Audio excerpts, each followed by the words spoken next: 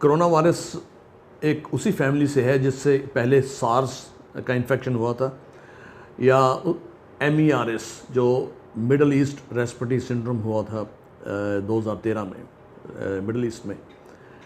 ये उसी फैमिली का वायरस है, लेकिन कई कोरोना वायरसेस बड़े विरुलेंट होते हैं, जो कि बहुत एग्रेसिव होते हैं और बड़ी जल्दी ही वो फैल भी जाते हैं और उससे डेथ रेट भी बहुत ज़्यादा रहता है। सार्स के टाइम पे हमें याद है, आज से 17-18 साल पहले, कि 10% पेशेंट्स की डेथ हो गई थी और तकरीबन 800-900 पेशेंट बच नहीं पाए थे। मिडल ईस्ट रेस्पिरेटरी वायरस वो भी एक कोरोना वायरस है, उसमें तकरीबन 1/3 लोग नहीं बच पाए थे। इतना ज़्यादा विरुलेंट है ये। और ये जो है, इस नया जो अभी कोरोना वायरस का जो प्रकोप चल रहा है, इसको हम कहते हैं 2019 nCoV, इसका नाम दिया गया है क्योंकि ये इसका एनवेलप फ़र्क है। ये पहले जैसे कोरोना वायरस की तरह बिहेव नहीं कर रहा है। अगर कर रहा होता तो उनकी वैक्सीन या उनकी ट्रीटमेंट जो बनी थी वो हम इसमें भी दे सकते थे, लेकिन वो इसमें कामयाब होने के चांसेस उतने हैं नहीं।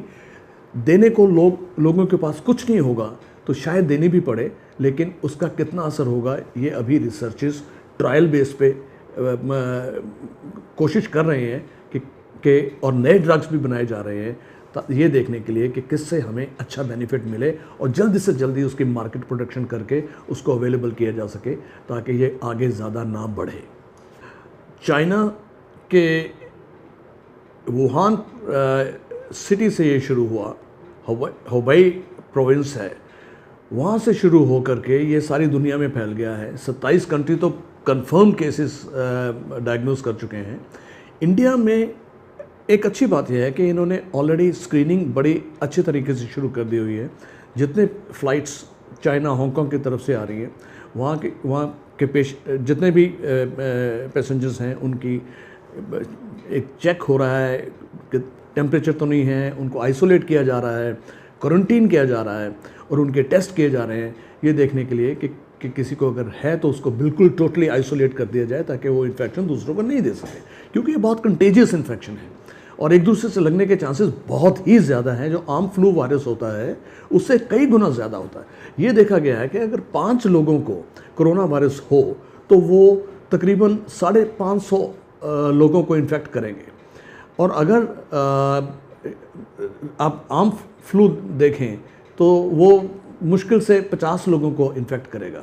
सो इसलिए इसकी कंटेजियन बहुत ज़्यादा है। हमें ऑलरेडी 600-700 लोगों को इंडिया में टेस्टिंग हो चुकी है, लेकिन अभी तक सारे के सारे नेगेटिव पाए गए हैं। हम दिल्ली में फॉर एग्ज़ाम्पल 2 नोडल हॉस्पिटल्स हैं, RML और अब सफदरजंग भी है। दोनों हॉस्पिटल्स में पेशेंट्स को भेजा जाएगा अगर किसी को सिम्टम्स रेलेवेंट हैं तो, और वहीं से वो डिसाइड करेंगे कि किसका टेस्ट भेजना है। जो बेंगलोर में NIV है, नेशनल इंस्टीट्यूट ऑफ वायरोलॉजी है, वहीं पे टेस्ट किया जाता है, RT-PCR कहते हैं उसको। वहाँ से रिपोर्ट आएगी और अगर पॉजिटिव है तो उसको क्वारंटीन कर दिया जाएगा और जो भी ट्रीटमेंट कर सकते हैं वो की जाएगी, और जब तक उसके रिजल्ट नहीं आते तब तक पेशेंट को वहीं पे रखा जाएगा। देखिए, मैंने अभी बताया कि बहुत कंटेजियस है, बड़ी ईजीली एक दूसरे से रेस्पिरेटरी ड्रॉपलेट इन्फेक्शन से ये फैलता है, खांसी से, ज़ुकाम से, स्नीजिंग से। ये एक फैलने का तरीका है। टच, आप अगर खांसी कर रहे हैं, छींक रहे हैं और टिश्यू नहीं यूज़ कर रहे हैं और उसको डिस्कार्ड नहीं प्रॉपरली कर रहे हैं तो आपका हाथ भी इधर उधर लग रहा है और आप हवा में भी ड्रॉपलेट इन्फेक्शन फेंक रहे हैं, तो ये देखा गया है कि 6 फीट तक बड़ी ईजीली एक दूसरे से ये कैच किया जा सकता है।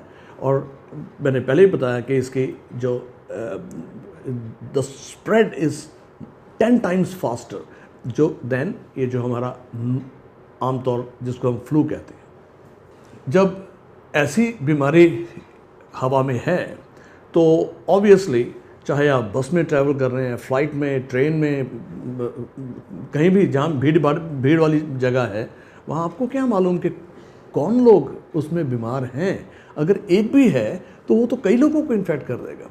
सो आपको अगर इन दिनों जैसे कि सिचुएशन चल रही है, अगर आपको ज़्यादा प्रिकॉशन लेनी है तो it is better to use N95 mask. वो मल्टी लेयर्ड मास्क होता है, 3 लेयर मास्क होता है, उसमें वायरस फिल्ट्रेशन काफ़ी हद तक हो जाती है।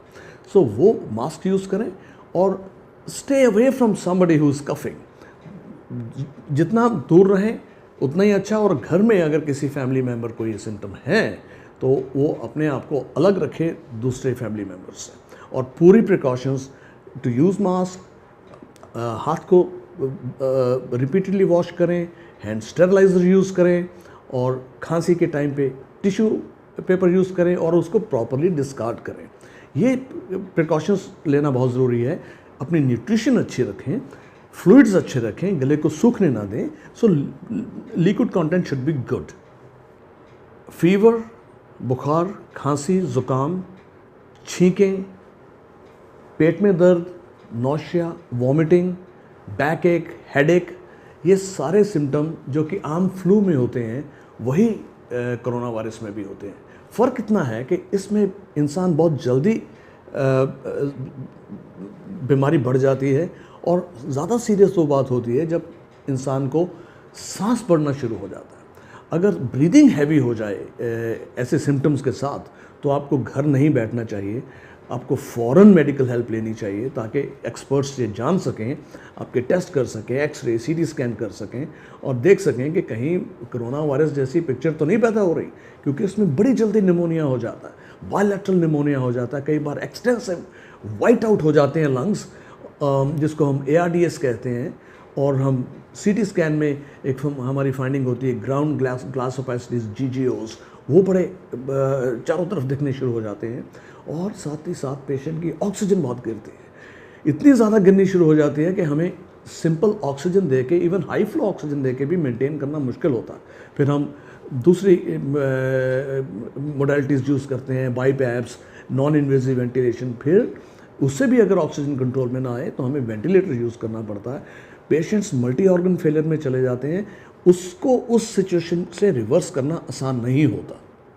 मैंने बताया आपको कि RT-PCR, लेकिन एक ही लैब है नेशनल इंस्टीट्यूट ऑफ वायरोलॉजी इन बेंगलोर जहाँ पे ये किया जा रहा है। और एक चीज़ और बताओ, हर एक hospital is not even mandated कि वो ट्रीट करें उस पेशेंट को। वो डायग्नोस सस्पिशन करें, RML या सफदरजंग हॉस्पिटल भेजें, वहाँ से NIV बेंगलोर में टेस्ट के लिए सैंपल जाएगा, वहाँ से रिपोर्ट आएगी, फिर एक्शन लिया जाएगा। हमें उन फिगर्स पे जाना पड़ेगा जो फिगर्स ऑफिशियली रिलीज़ हुई हैं, लेकिन अनऑफिशियल फिगर्स पे भी बहुत ध्यान देना पड़ेगा। We are in touch with what is happening social media में या इंटरनेट पे जो भी खबरें आ रही हैं, या USA से आ रही हैं, WHO से आ रही हैं, जिस तरीके से चाइनीज़ रिस्पांस माउंट हुआ है इस वक्त, ऐसा लगता है कि बहुत लार्ज स्केल पे प्रॉब्लम हो गई है वहाँ पे। और शुरू में चाइनीज़ अथॉरिटीज़ ने उसको एक्सेप्ट नहीं किया था कि ये ह्यूमन टू ह्यूमन ट्रांसमिशन है। वो यही कहते रहे कि ये एनिमल टू ह्यूमन है, और अगर आप एनिमल के कांटेक्ट में नहीं रहेंगे तो आपको ये बीमारी नहीं होगी। फिर उन्होंने एक्सेप्ट करना शुरू किया कि नहीं, थोड़ा सा लिमिटेड एनिमल टू ह्यूमन हो सकता है, लेकिन अब तो इट इज़ वेल नोन कि वही ह्यूमन टू ह्यूमन रहा है।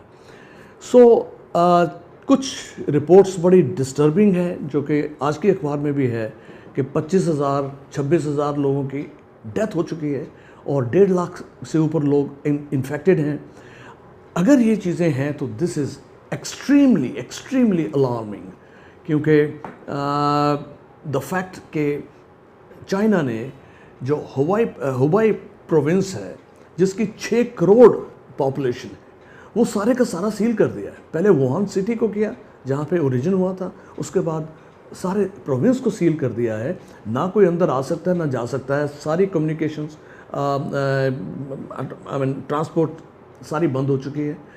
इसका मतलब ये हुआ कि अगर आप उस प्रोविंस में रह रहे हैं तो अगर आपको ट्रीटमेंट मिलना है तो वहीं मिलना है। अगर ट्रीटमेंट आपके पास नहीं है या अथॉरिटीज़ के पास टेस्टिंग किट्स भी नहीं है, या किट के लिए आपको 8-8 घंटे खड़ा होना पड़ रहा है और उसी में लोगों की हालत इतनी ख़राब हो रही है कि वो खड़े नहीं हो पा रहे, वापस घरों को जा रहे हैं और बेचारे मर रहे हैं।